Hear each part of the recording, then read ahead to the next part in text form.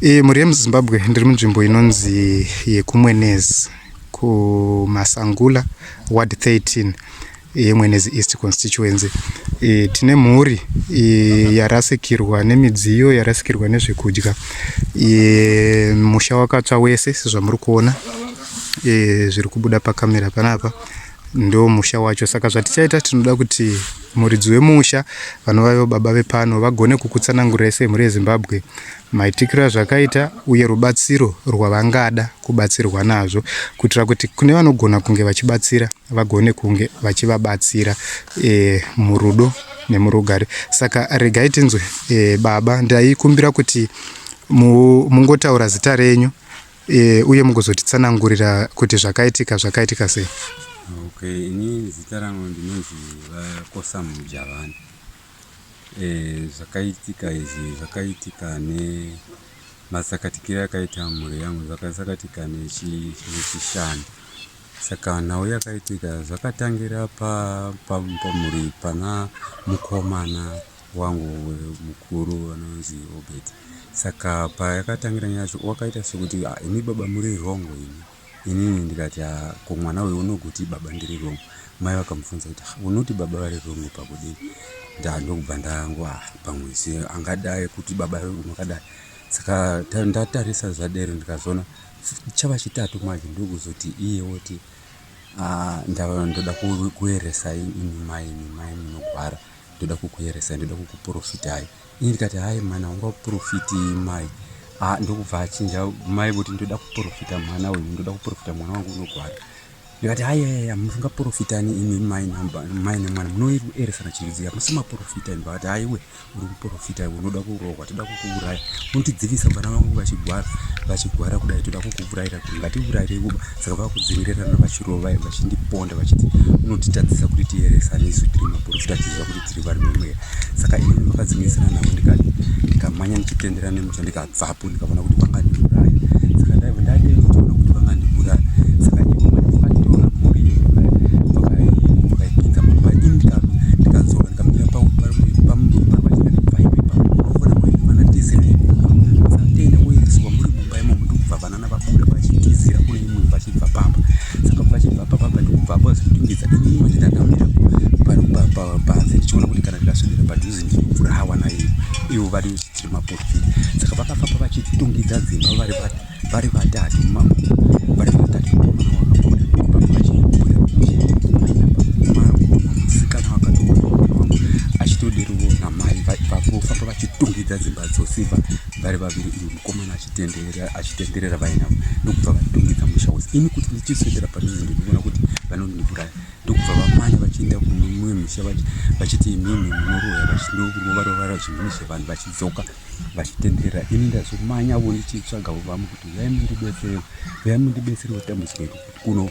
Ndokubva vaswedera padhuze mai anga andirova. Ndokubva ndaswedera padhuze ndichibata mai vacho vanga voda vachimanyira kuzopinda kuya kumoto kwakapiswa dzimba. Ndokubva ndabata mai vacho manje vava kuda kupinda mumoto umanje vamana mai. Ndokubva ndarumwa manje ndava padhuze perizhowa ipapo. Ndokubva ndarumwa zamu, vanga voda kugura zamu rangu mai vacho vachiti unoregere ngatiuraye dzimba dzava kupfuta mai. Saka wakandiruma zamu kusaidi kwechibosi achida kundikura. Saka ndakandokoniwa kumuka ipapo akandiruma ava mai vevana mukadzi wangu akandiruma zamu. Saka ndichibva ndachema vanga vamire parodhi vachiona. Ndokubva vamanyira batai mazino vakazokwanisa kubisa mazino aya anga andiruma. Saka ndichibva ndangomira handichasvika kufuta moto manje pamba pachaita zvinhu zvasakadikira mumba.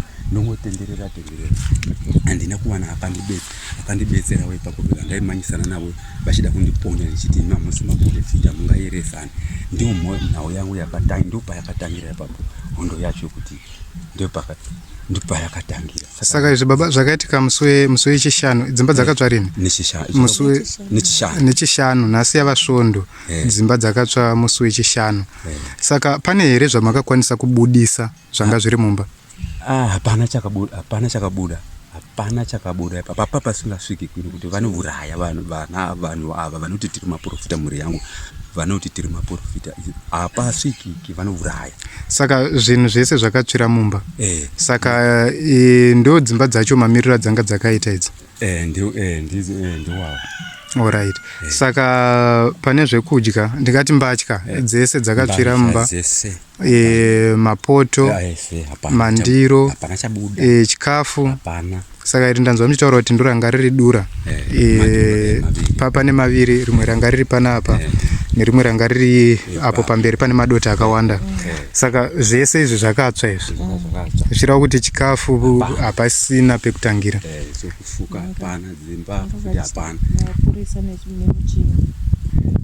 Alright. Saka dzimba hapachisina, chikafu hapachisina, mbatya hapasina. Ndingabvunza mhuri yenyu yakakura sei?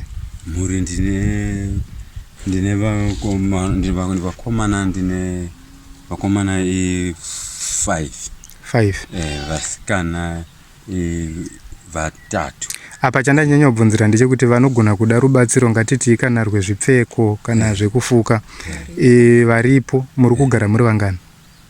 Tiri kugara tiri 7 nevazukuru. 7 nevazukuru. Zvireva kuti pane vakuru vakawanda zvakadii? Vakuru vakuru inoti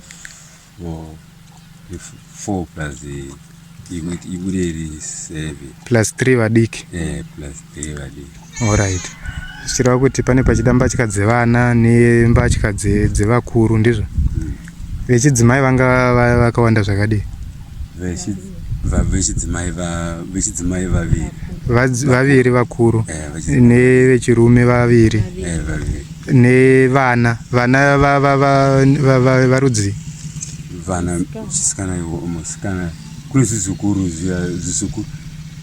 kune zizukuru zouya anogwara zviviri zizukuru zviri zvisikana, chimwe chikomana chimwe chisikana, asi vari vezera doko. Alright. Saka hatinoda kuti tingoonesana pamidziyo imwe yakatsva kuitira mhuri yeZimbabwe vagone kunge vachiona kuti vangagonawo kubatsirai sei. Saka aya anga ari mabhodho, ndizvo? Mabhodho. Ndoreva kuti akanyungudika esa. Akanyungudika. Alright. Ayo mapoto akatsva, maplate akatsva. Saka mabhaketi emvura.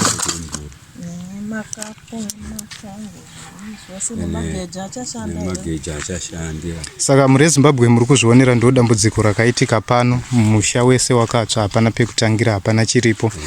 Saka tiri kunyanya kukumbira rubatsiro, tiri kunyanya kukumbira kuti kune vanogona kubatsira mhuri iyi. Vataura vachiti pane varume 2, pane madzimai 2, zvichireva kuti vanoda zvipfeko, vanoda mbatya, uye pane vazukuru vanokwana 3 vanoda kunge vari vanobatsirwa zvekare. Sezvo pamakatarisa pamatura anga ane chikafu ese akatsva ari 2, zvichireva kuti mhuri ino yasara isina chekupfeka, yasara isina chekudya, uye yasara isina pekupinda. Iyi nzvimbo inoratidza kuti ndo mavanga vachibikira, hapasina zvekare pekuti vange vachibikira. Idzi dzimba dziri kuratidza kuti ndimo mavanga vachigara. Dzimba idzi hapasina zvekare, dziri kuratidza idzo kuti dzatsva. Vanhu vasina pekutangira, sekunzwa kwamaita baba vachitsanangura zvinhu zvakaitika munhu usingatarisire, uye vakanga vasingakwanise kuti vange vachibatsiridza pakuburitswa kwezvimwe zvezvinhu zvavakarasikirwa nazvo. Saka chikumbiro chatinacho kuti kuna vanogona kubatsira ngavange vachibatsira baba, vange vachigonawo kuraramisa mhuri, vagone kunge vachidya, vagone kunge vachiwana pekupinda. Hazvinei kuti une chakaita sei, chauinacho ichocho chinogona kubatsira kuti musha uno ugone kunge uchidzokeredzwa panzvimbo, kana kuti ugone kunge uchizomira zvezvakare zvakanaka. Idambudziko rawira hama yedu, idambudziko remunhu wese.